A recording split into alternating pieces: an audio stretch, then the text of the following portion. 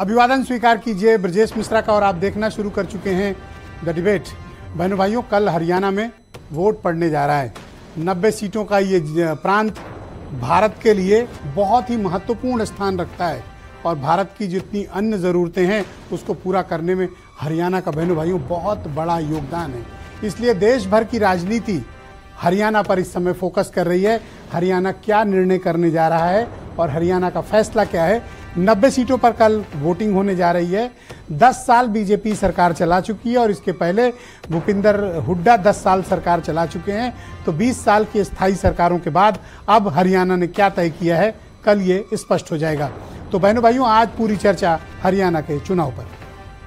हरियाणा में 90 सीटों पर कल वोटिंग होने जा रही है और बहनों भाइयों 90 सीट ये तय करेंगी कि इस बार वहां पर सरकार किसकी बनेगी। क्या बीजेपी तीसरा टर्म लाने में कामयाब होगी या फिर कांग्रेस वापस सरकार छीनने में बीजेपी से कामयाब होगी। 2019 के पश्चात अब इस वक्त के जो हालात हैं वो ग्राउंड पर बहुत बदले हुए हैं।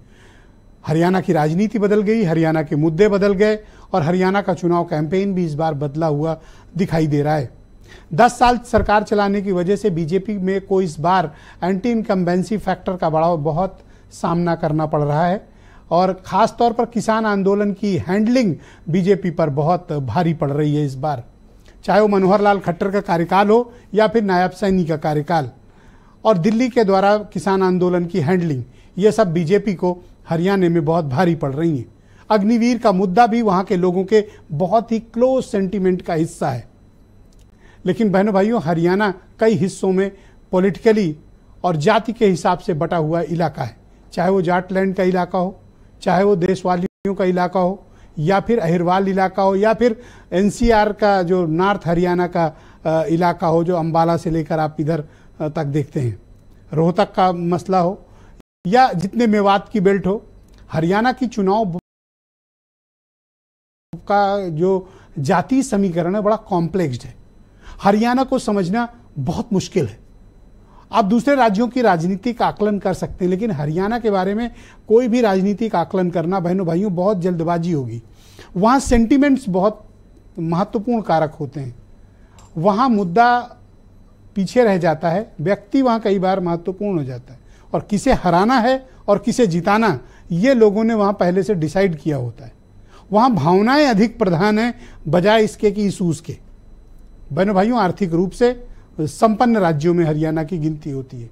वहाँ के हालात दूसरे राज्यों के हालात से बिल्कुल अलग होते हैं और हरियाणा का वोटिंग पैटर्न देश के अन्य राज्यों की तुलना में वोटिंग पैटर्न से सर्वथा अलग है और हरियाणा का वोटिंग का तरीका ही डिफरेंट है। तो आज चर्चा हम हरियाणा के समग्र पॉलिटिक्स पे करने वाले हैं, जहाँ कल सुबह वोटिंग होने जा रही है।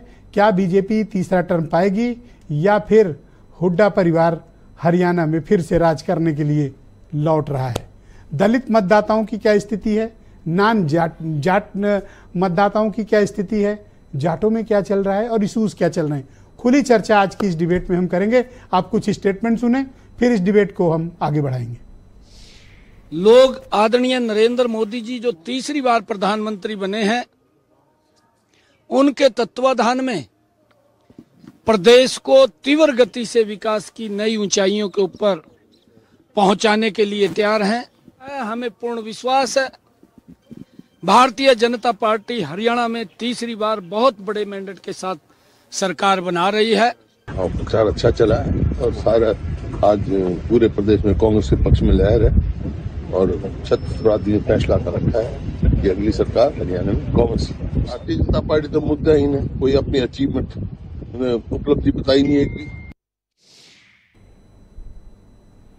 तो बहनों भाइयों, आज की इस परिचर्चा को आगे बढ़ाएंगे। भारतीय जनता पार्टी के प्रवक्ता एसएन सिंह मेरे साथ मौजूद हैं। स्टूडियो में कांग्रेस कमेटी के प्रवक्ता सुरेंद्र राजपूत मेरे साथ इस कार्यक्रम का हिस्सा हैं और देश के जाने माने पत्रकार आदेश रावल जी मुझे इस डिबेट में